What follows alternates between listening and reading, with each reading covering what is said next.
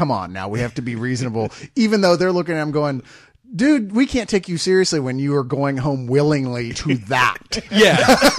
They're like, come on, man. You're calling your wife every 5 minutes. Lighten up. And that makes us even want to get into trouble more because you got to call your wife all the time. That's true. That is what that kind of guy makes you want to do. I mean, it's even at the point where in the back of a... I wasn't going to snort this Coke, but if you call your girlfriend one more time, I'm snorting my line and yours.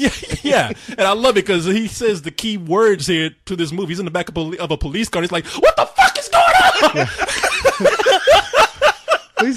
I don't understand why he didn't want to stay where he is. I mean, he has a chance there to hook up with, stay hooked up with Heather Graham. Oh, Heather It's Graham. like a choice between that or going home between a cross between Martha Stewart and an anal retentive lesbian whale. I don't see really what the point is there. Okay, considering what he had to go back home to, maybe that would make sense. Yeah. But when you wake up the next day, Heather Graham is still a stripper with a mentality of about 13. And still better. She's still a stripper with a kid.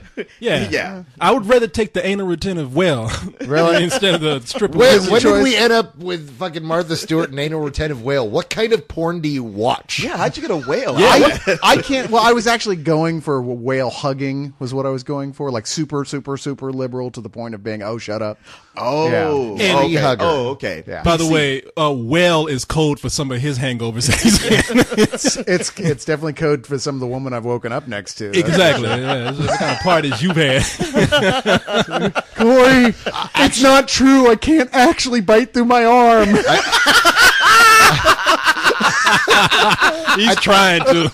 He's to the point where he's like licking his arm, trying to tenderize it. I can't even break the skin. It hurts. So what do you guys give this? Well, hold on. Wait, man, we're still hold on. Yeah, we're still going, man. Yeah, Just, come on. Yeah. Mr. He's pre-ejaculate. Yeah, no, he's at Helms. You're like, come on, guys. Hey, man, let's have fun. I got a fucking barbecue. This is your barbecue. Welcome. We're about to barbecue your ass. We're grilling you now. This is the Hangover right here. Now, as much as I'm praising this movie, there are a few moments where I didn't think they were that funny. I know you're gonna make fun of me, Leon, but it was the Asian guy in this movie. I forgot his name. I've never known this guy's name, but you see him and stuff. He was in Role Models. Yeah, right. Kim Jeong. Oh yeah, I was gonna say that. No, I wasn't. Who has the smallest dick I've ever seen in a movie. Oh man, did he not? And man, if my dick was that little, you would never see it. People don't ask us how we're bringing this. Hey, you know what? With a magnifying glass. Wait, hold on one second. Cyrus, have you ever seen his dick? Nobody saw Corey, it. have you seen his dick? Because I haven't seen his dick, so I guess. Well, If you were watching this movie, he had no pants on, but no, you did not see a dick. I thought he was Black people don't know about shrinkage. That's all. Okay, yeah, I guess not, because that shit looked like a vagina that he had. But in the movie, he that explains why you were strangely attracted. exactly. I was like, Here comes the next part where you're like, and he was really effeminate. And Yeah. I don't know. I felt uncomfortable watching him in a way I can't completely describe. My shorts were tight. but yeah, as is the trending comedies nowadays, somebody has to show their penis in every comedy movie. I don't know when that came about, but that seems to be the thing. Well, that was a two for me. For one, I'm getting tired of like the old man ass in the movie, and just showing an ass or a penis in the movie for a shock and make you like laugh nervously. I'm not shocked anymore. I'm kind of like, okay, let's get beyond that. You're not, but you're jaded as hell. There's a lot of audiences who are, and they know that. And obviously, these comedies still keep making money, so they keep throwing those shock jokes in. Yeah, and I'm straight. Yeah, and you're straight. But Corey is bitter and jaded because Heather Graham showed up and only whipped out one boob as opposed to two. Which, of course, you can look anywhere and see the other one. No, I not only was I shown one boob, but it was blocked by a fucking baby head. I'm like, yeah. How dare she? Oh, hey, nipple. Oh, God, no. What are you doing? That's not for motherhood. That's for suckling lovingly. That baby just cock-blocked Corey. No, but yeah, he because Corey hasn't done it the other way around. Yeah. Okay, I'll get my just desserts. No, and he did not technically cock block me. He tit blocked me, but blocking is blocking, right? But no, the other thing is that the character of Kim Jeong in this movie is, I'm getting tired of the Asian stereotype that talks with that bad Asian accent, and I mean, it's bad Asian accent. Yeah. Oh, I saw you, motherfucker. How are you? And it's like You mean like an Asian accent, though, Yeah. right? We've so gone into a place we should not. Why can't you guys just learn English properly? Hey, y'all, you hear me? I'm their the one- defense. Yeah, exactly. I didn't have a problem with his accent. I just, to me, the cliche thing was him being gay. But I guess clearly, in a lot of Asian cultures, the head of the triads or the yakuza has always got to be gay. I love the Chinese film industry, but for reasons I totally don't understand to this day, they always have this bad guy who's really flaming, and often is actually androgynous, like is not a man or a woman. Well, He's see, androgynous too. Oh, shut up!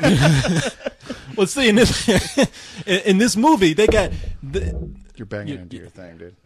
in this movie, he's surrounded by like 3 bodyguards who they're Asian. They speak perfect English, but they say, "Hey, to get this comedy going on, we have to have him come out. I'm talking like this," and I'm like, "Man, that's cheap." All right, I mean, I'm getting kind of tired of that. And you're right about the Mike Tyson thing. Yeah. Had I not seen it, it would have been funnier to me. But watching it, I was like, "Wow, that's kind of anticlimactic here." So I don't know. Well, you can't blame the filmmakers. They didn't know that the true. marketing department was going to screw. They them are over. rarely responsible for the trailers. Yeah, no, I'm not blaming the movie. I'm just saying, hey, it wasn't that funny. It was funny, but not as funny as it could have been. I mean, look, you can nitpick at this kind of movie. It's not the kind of movie for everybody. I saw Old School, and I think out of all of us, I was the one that liked it the most. So I'm kind of partial to this film.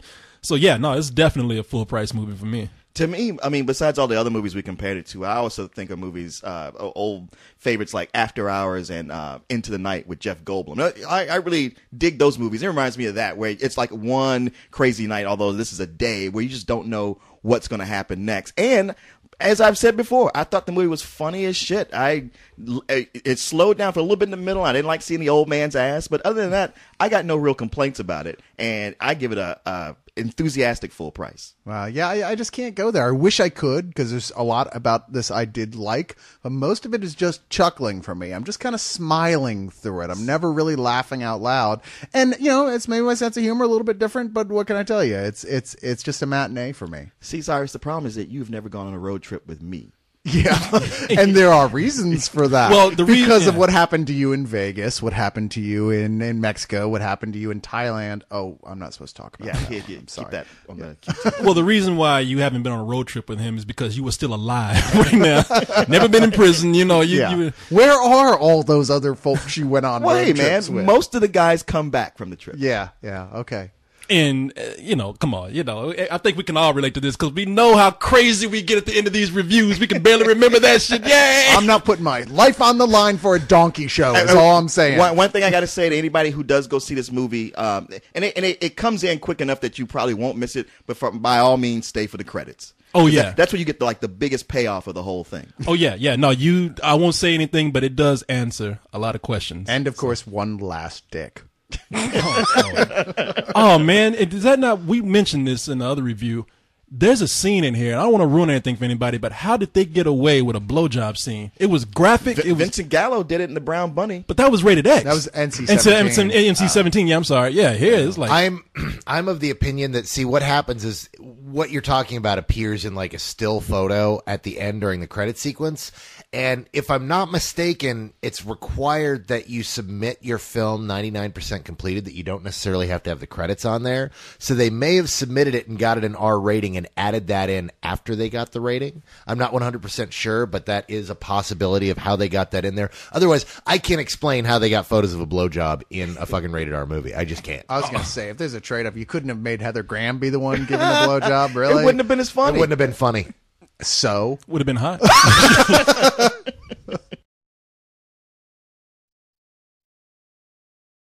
I mean, they wake up. The place is just insane, man. It's a fucking nut house in there. Yeah, you don't have to tell me, man. You've been to my parties. That shit got real. Oh, hell, man. One of your parties? What, real corny? Yeah. What are you talking about? You've been to the parties? That was crazy.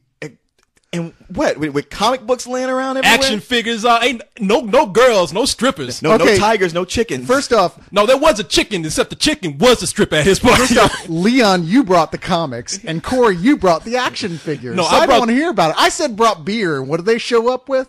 Excuse me, there's a difference between action figures and the real dolls that I brought, okay? I mean, come on, man. Yes, but they were all moist.